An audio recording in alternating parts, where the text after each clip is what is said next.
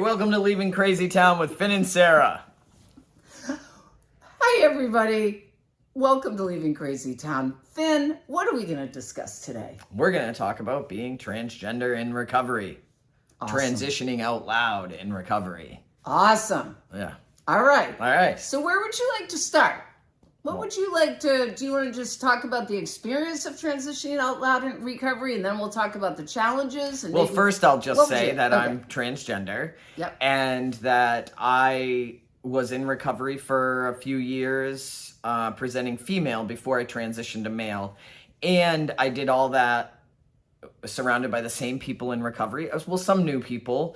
So a lot of people in my recovery community witnessed all of my changes and have been a part of that. And I guess we were going to talk today about the challenges of that and maybe give some pointers because, you know, I've had a lot, like I've had a lot of interesting experiences. I'm just going to say this. If anybody pauses at doing the frickin' ninth step, you need to hear a couple of Finn's ninth step stories, okay? You will never be afraid to do a ninth step ever again. Okay, I just wanted to say that. All right, go ahead, Ben. Yeah, more about that later. Yeah, so one of the things that I totally spaced. That I was going to mention is, you know, you always hear, especially if you're in recovery, the preamble to some recovery programs, they change the words from men and women to people. Right. And I have seen people get so enraged and angry about it, which in a sense, it kind of cracks me up because there are a lot of things that I felt were ridiculous that I've been enraged about, but men and women are people. So, you know, it became more inclusive and people don't understand that. But, you know, for me, it definitely is more inclusive. And yeah, so it's been an interesting experience. Yes. Listening to people and be rageful. The other thing I like to think about is the tradition where, you know, we don't engage in outside issues and the feeling of sitting in a meeting before it starts and listening to people talk about political issues, social issues, and really be, you know, either completely in the right wing or left wing about it and how that might make people feel uncomfortable, you know? So for me... I have one other thing. Yeah. Then, you know what's just hitting me? Around the code. Oh my God, I'm going to start crying. Here we go.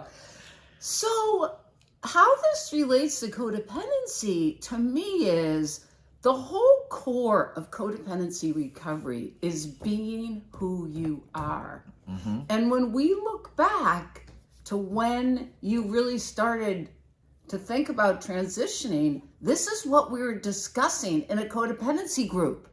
How we can be our true selves. So yeah. I'm just relating it to the beginning of your journey, and I'm almost crying. Right, so and it was my codependency group that I first came out to. Yes. You know, besides my wife and Sarah, and then Sarah is always pushing me, so she's like, why don't you talk in the group about that?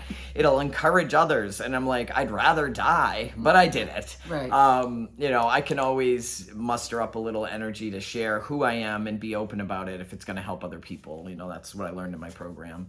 But to be honest with you, people in my recovery, strangers or close to me, have been some of the most accepting and open people to my transition. My family, not so much. Right. But, you know, I expect people with a program to be, even though I have people who have come up to me and said, you're never going to be Finn to me. Right. I don't think transgender's a thing, it's wrong, it's a sin, whatever, and then within weeks have come back to me, and some are like, I don't think it's right, but I love you, and you know, I'm like, fine. Do they need to tell me they don't think it's right? I don't think so, but I just let people be where they're at, and it has made my transition a lot easier. All right. Yes. That said, I wanted to talk about some of the challenges. Yes. Have been, you hear people, I guess a lot of people don't know in the that aren't familiar with people that are transgender or haven't been around it, that there's actually like an etiquette around that. Yes. And just a few pointers. I've had people in open meetings and in public say, what was your name before? And people in the transgender community call it a dead name. I don't call it a dead name because I feel like that person got me to where I am today. but I also don't want to share it with people that Right. don't know it. It's not a public thing. And I've had people insist on knowing it, and I've had to walk through a lot of fear and codependency to say, I'm not comfortable sharing that. And people, they have their opinions on that and whatever. I've had people in recovery run around telling everybody not to talk to me because I'm transgender. And then they share through the whole meeting I'm at about principles and practicing their principles. And, whatever. It's not my job to change or fix, right? Nope, and it's none of my business what people are saying about me behind my back. Yes. But I will say this. I don't know how easy it would have been for me to transgender if I didn't have a higher power. I hadn't had the desire to drink removed because, Amen. Goodness gracious, I tell myself so many crazy stories about what things mean or, what other people are thinking. And it's kind of a field day. So asking questions, like, I know I'm sharing my experience and you could know other transgender people. Every transgender person's different. Yes. I've never felt as comfortable as I am today, but I also can feel very uncomfortable when people approach me with questions. But if I'm in a mood, I will answer any question someone has if they come up and ask me respectfully. Not a lot of people, transgender people, want to answer questions. Right. It's not right for people to tell other people that I'm transgender. Sarah and I have been through this a few times where she's told people I was transgender and then come and told me after. And I explained to her that's not okay. Yes. But here's some scenarios where it is okay. If it's going to be helpful to someone else, it's going to educate someone, then it's okay with me. And we've talked about it. We've talked about it. Right. What are some things that have occurred for you? Because you've been on this journey with me. I know. I was going to ask you, what are questions that are insane that people ask you that people don't know are inappropriate to ask? Because you've said that too. Like, someone will ask you this question, you're like, you're not supposed to ask that. Well, people will ask about my body. They'll ask about my transition. So there's 3 ways to transition: socially, medically, and oh goodness, there are 3, but I can't remember the other one. But you can medically transition or socially transition. Let's just stick with those for now. And some people don't medically transition. They don't take hormones. They don't have surgeries. Right. They just live their life as who they are without actually changing their physical body. Some people have some surgeries and others. So to go up and ask somebody about whether they medically transitioned, what organs they have or don't have, or what surgeries they've had, that pretty much across the board is inappropriate. I will say to my friends, I'm happy to talk about any of that. I am not happy to talk about it in a large group. I'm happy to talk about it one-on-one in a respectful manner. Because I find it fascinating, so I love to talk about it. Of course. In a safe environment. In a safe environment.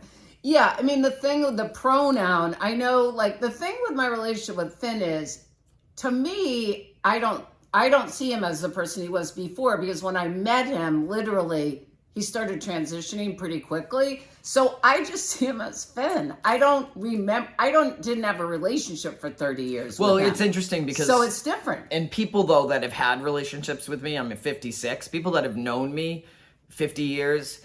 only see me now too. They're like, I can't even remember, because they can see how I've come into myself. Yes. And that's the thing. I look at pictures of myself and I'm like, what?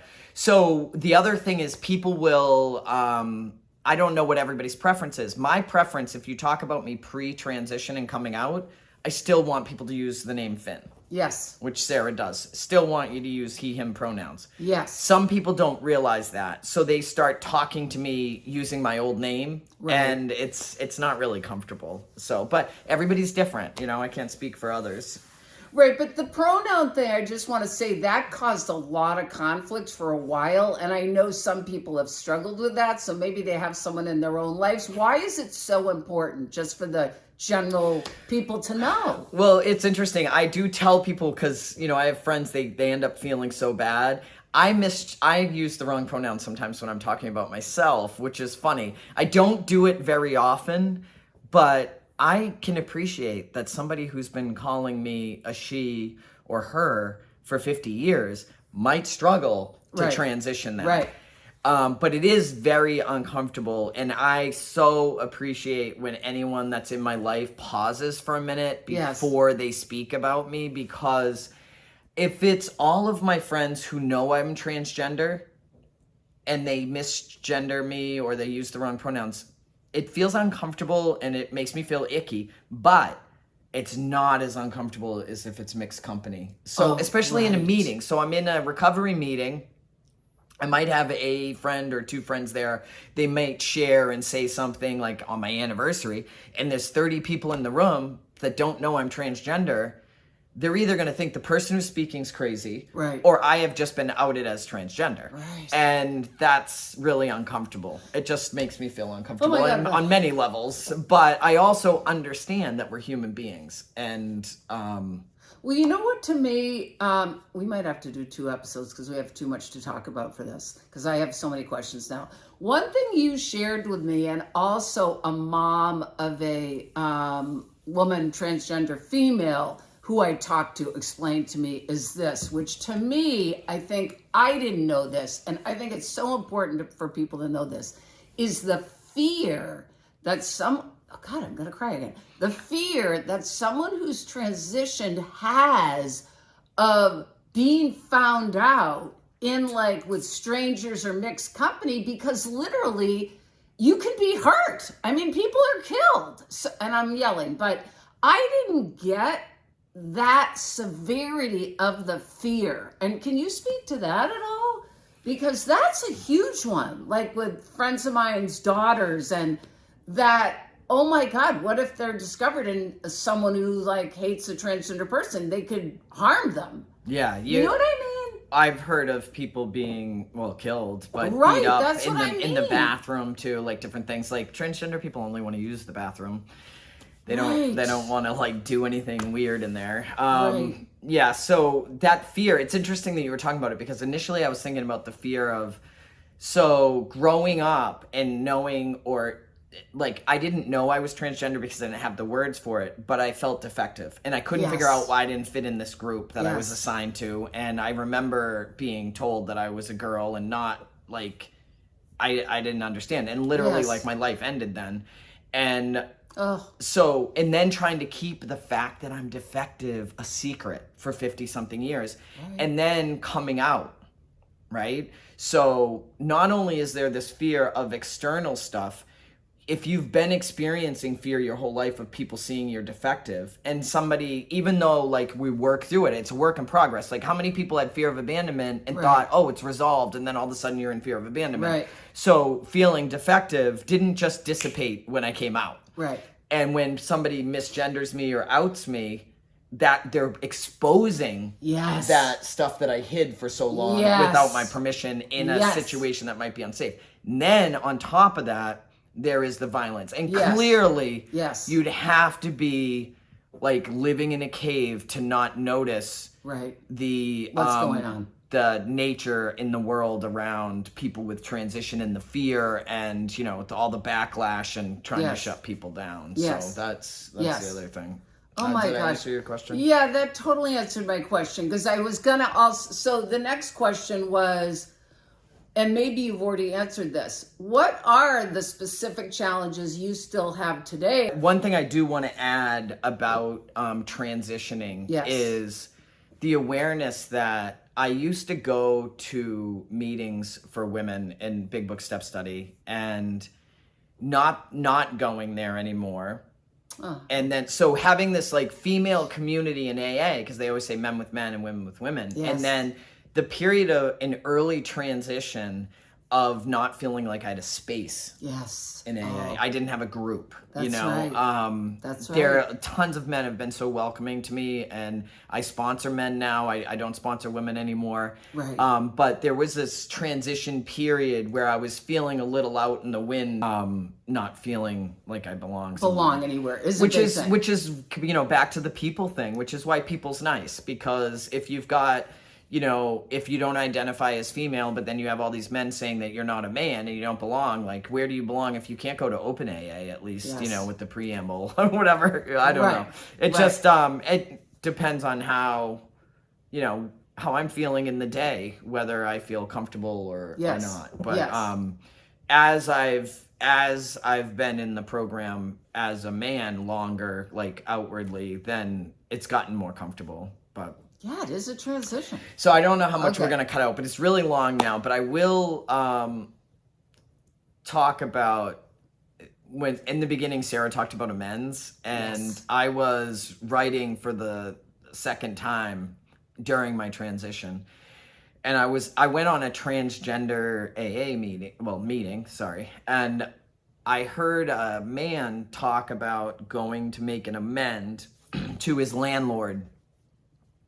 And he said that he went up to him and said, "Hey, do you remember that skinny crackhead girl that rented a room from you? Well, that was me." Now, this man was huge with a beard and everything, and he, had to say that was me, and he went and he approached him to make his amend.